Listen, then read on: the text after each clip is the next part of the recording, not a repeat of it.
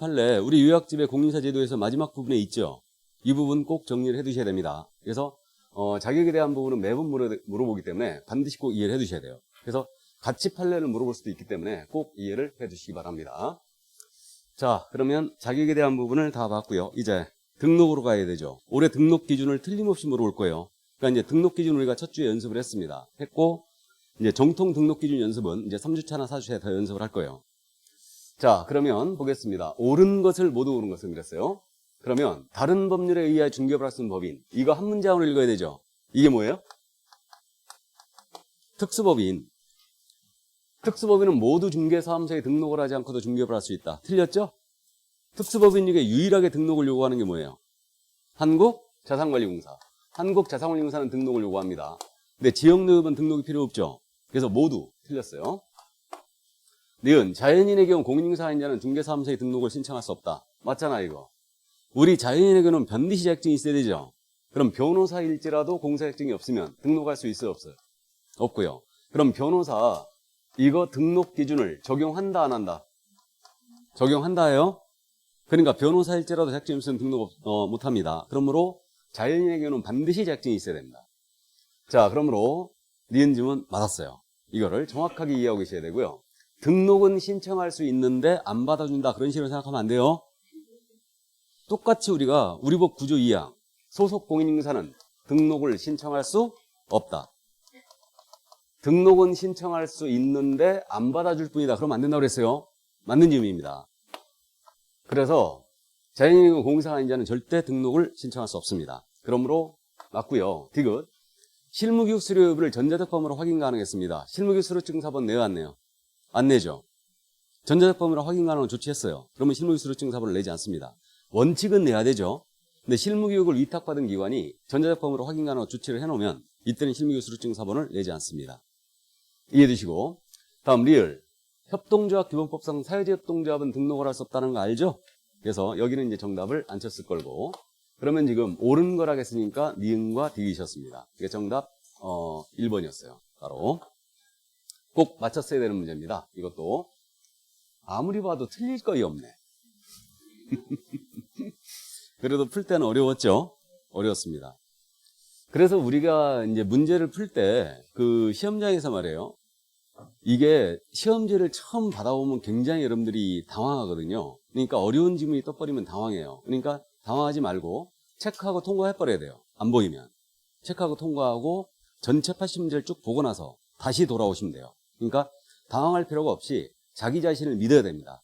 나는 이거 맞힐 수 있어 라는 자신감을 갖고 체크하고 넘어가면 돼요. 그리고 넘어가면서는 앞에 걸 절대 생각하면 안 됩니다. 그래서 오늘 질문들이 지금 현재 문제별로 질문들이 어려운 질문들이 들어가 있어요. 약간 알딸딸한 것들이. 그러니까 이걸 연습을 집중적으로 하는 겁니다. 오늘은. 그래서 이런 애매한 질문들에 속아가지고 여기에 헤매고 있으면 문제가 굉장히 어려워지는 거예요. 일단. 근데 앞쪽으로 지금 배치된 문제들이 약간 어려웠어요. 지금 약간 어려웠습니다. 자, 그러면 이제 5번 문제로 갑니다. 옳은 것은 그랬어요. 역시 옳은 것은 1번 지문이에요. 이거 19회 기출지문이었는데 우리 등록신청서 서식이 있죠. 등록신청서 서식의 종별에 중개인이 있다 없다? 모르겠어요. 누가 모르겠어요 그랬어요. 우리 지금 40문제 중에 서식문제를 꼭 하나씩 냅니다. 그러면 이 서식문제는 나오면 일단 상식선에서 풀자. 생각을 해보자 이거예요.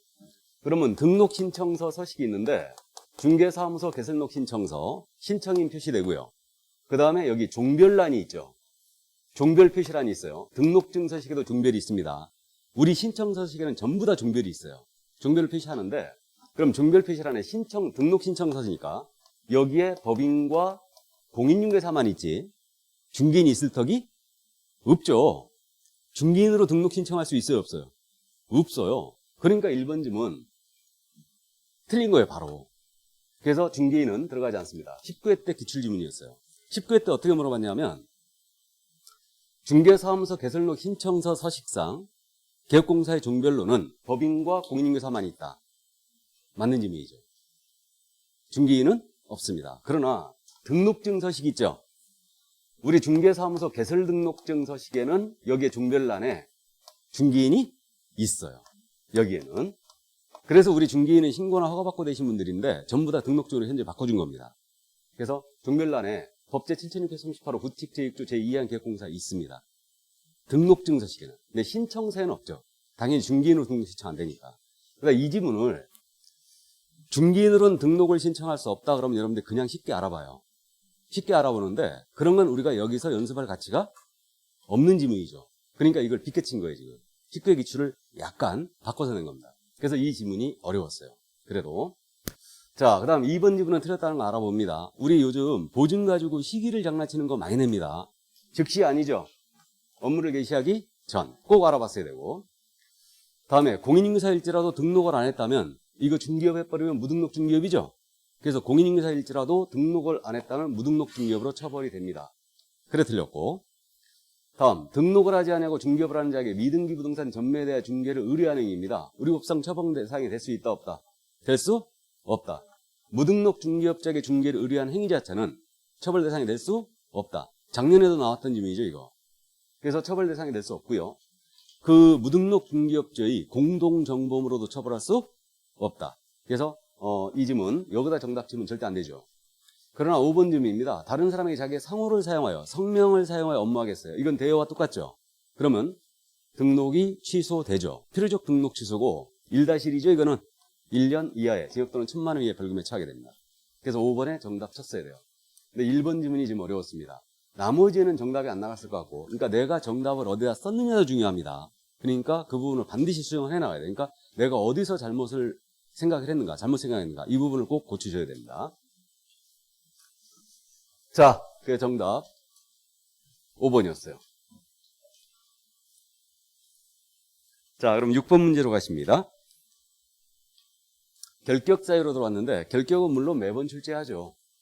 그래서 오늘은 결격 중에 최상급의 문제예요. 그래서 그 결격 사유 중에 이 부분은 잘 출제 안 합니다. 주로 시험은 우리가 1주차에 물어봤던 다음 중 결격 사유에 해당한 자를 모두 골라라. 이런 식으로 지금 주로 물어보지 이런 식의 지문은 19회 시험 위에는 물어본 적이 없어요. 근데 우리는 지금 현재 고득점을 목표로 하는 과목이죠. 그렇기 때문에 오늘 이 결격에 대해서 어려운 내용을 쭉 짚고 가는 겁니다. 1, 2번은 같은 맥락이에요. 같은 맥락인데 우리가 중개사무소의 개설 등록 취소를 당하게 되면 결격이 몇 년이다? 3년 결격이에요. 근데 등록 취소 3년 결격을 적용하지 아니하는 등록 취소가 3가지가 있다는 거 알아요? 개인인격공사가 사망을 했거나 법인이 해산을 했습니다. 그럼 이건 이렇게 등록 취소하면 결격이 아니고요. 등록 기준에 미달이 됐습니다. 그럼 등록을 취소할 수 있죠. 그럼 이것도 결격이 아니다. 그래서 이 2가지 사유로 난 등록 취소는 결격 자체가 아니에요. 자, 3번째. 결격 사유의 어느 하나에 해당되어 등록 취소를 당했어요. 그럼 이때는 등록 취소 3년 결격을 적용하는 게 아니고 결격 사유 기간 동안이 결격이지 등록 취소 3년이 아니죠. 해서 그 예를 그걸 기억하라고 그랬죠. 파산 선고받아 등록 취소가 됐습니다. 그럼 이제는 복권 될 때까지 결격이지 3년이라면 파산하는 거 아니죠. 해서 1번 지문 보시면 집행유예 2년을 받은 거예요. 그럼 도로교통법 위반에 집행유예 2년 받았더라도 이건 결격이 맞죠. 그러면 집행유예는 우리 법이든 타 법이든 무조건 결격이고 유예 기간만 결격이잖아요. 그러니까 이자는 집행유예 2년을 받으면 결격이니까 등록 취소입니다. 그럼 등록 취소 처분을 받은 날로부터 3년간 결격이 나간다. OX. X죠. 집행유예 기간이 2년만 딱 결격이에요. 그래 1번 지문이 어려웠고 그럼 2번 지문을 보시면 우리 자격 취소당하면 등록 취소한다고 그랬죠? 왜요? 자격 취소하면 등록 취소한다고 그랬어요. 왜요? 결격이니까. 그죠? 그러니까 이자는 자격 취소 처분 후 3년이잖아요. 등록 취소 3년이 아닙니다. 맞았어요. 이게. 그래서 1번은 못 알아봤는데 2번을 알아봤다든가 2번은 못 알아봤는데 1번을 알아봤다든가 굉장히 이상한 거죠, 이거. 그러니까 이건 같은 맥락이야, 지금. 같은 맥락입니다. 그러니까 1번에 정답이 나갔어야 됩니다. 1번에. 그러나 굉장히 어려운 질문이에요. 그러니까 시험에서 이 부분까지 건드리면요. 이 시험이 굉장히 어려워진 시험입니다. 근데 문제는 또 뭐냐면 이걸 결격사유에서 물어보면 여러분들이 기억을 해요, 이거를.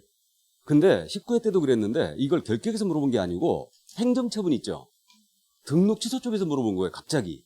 그러니까 다음 중 지도감독에 대한 설명이다 이렇게 쭉 물으면서 집행유예 받아 등록 취소한 자는 등록 취소 3년의 결격사유에 해당한다. 이렇게 내버린 거죠.